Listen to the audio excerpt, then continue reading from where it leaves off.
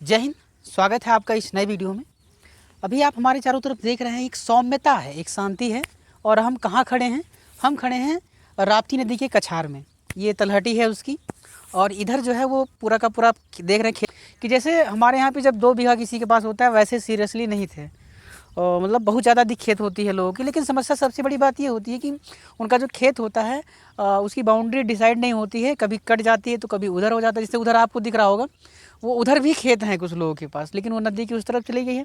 और कुछ लोगों के खेत इधर भी होते हैं। मेन चीज़ तो यह है कि यहाँ की जो भूमि है वो बहुत ही उर्वर है। और कुछ लोग जो है यहाँ पर नदी के किनारे रहते भी हैं। आप जैसे हमारे पीछे देख रहे होंगे। अब आप सोच रहे होंगे कि जब बाढ़ आती होगी तो ये कैसे रहते होंगे यहाँ पर। बाकी इनका संघर्ष है, जीवन संघर्ष है, कैसे रहते हैं यहाँ क्या है। और आप देख रहे होंगे इधर दूर तक जो है वो कुछ भैंसें आपको दिख रही होंगी, कुछ गाय दिख रही होंगी। और दूर तक वहाँ पर जो है वो कुछ गांव दिख रहे होंगे, घर दिख रहे होंगे। तो नदी का उस किनारा है वो दूसरे वाला किनारा है, उस तरफ है। और स्थानीय लोगों ने बताया है कि ये जो नदी है वो कटान जारी रखी हुई है। और ये जहाँ हम खड़े हैं आने वाले समय में हो सकता है कि ये जो है वो कट करके नदी में मिल जाए और उधर वाली जो है वो बढ़ जाए उसका डिस्टेंस। तो कुल मिलाकर के अभी फिर मैंने पूछा कि क्या इसके लिए कुछ रुकाव के लिए कुछ प्रावधान नहीं किए गए। तो उन्होंने कहा कि हाँ, कुछ सरकार ने किया था, कुछ वहाँ पे तटबंध बनाने का भी प्रावधान किया गया, लेकिन प्रकृति के आगे जो है उसको मनुष्य को जो है वो फीका पड़ना पड़ा। और प्रकृति जब आती है बाढ़ आई तो उसको तोड़ डाल दिया, कुछ उसका असर नहीं हुआ।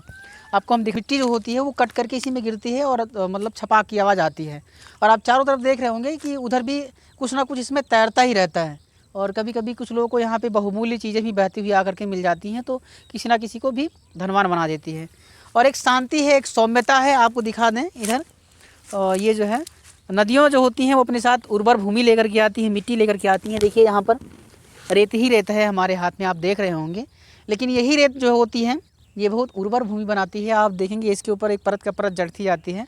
और यही कारण है कि जो है मिट्टी जो होती है वो सख्त हो जाती है और यहाँ पे सामान्य हल से जुताई नहीं किया जा सकता। अभी मैंने देखा है, मैंने इसके पहले एक वीडियो और शूट किया था तो उसमें मैंने दिखाया है कि कैसे ट्रैक्टर से जुताई होती है। जैसे हमारे यहाँ पे सामान्य जो है कल्टीवेटर हुआ या तवा हुआ, उससे जुताई हो जाती है रोटावेटर से, लेकिन यहाँ पे उससे नहीं हो पाती है। कारण यही है कि जो मिट्टी की परत होती है वो ऊपर एक के ऊपर एक बनती चली जाती है और वो सख्त होती चली जाती है। आप देखेंगे वहाँ पे बकरी है और कुछ गाय है, कुछ भैंसें हैं। तो यहाँ लोग जो है वो एक ही फसल की उत्पादन करते हैं। जैसे उसमें सरसों हुआ, मसूर हुआ और साथ ही साथ जो है वो गेहूँ हुआ। गन्ने की भी फसल की होती है लेकिन गन्ना उतना होता नहीं है।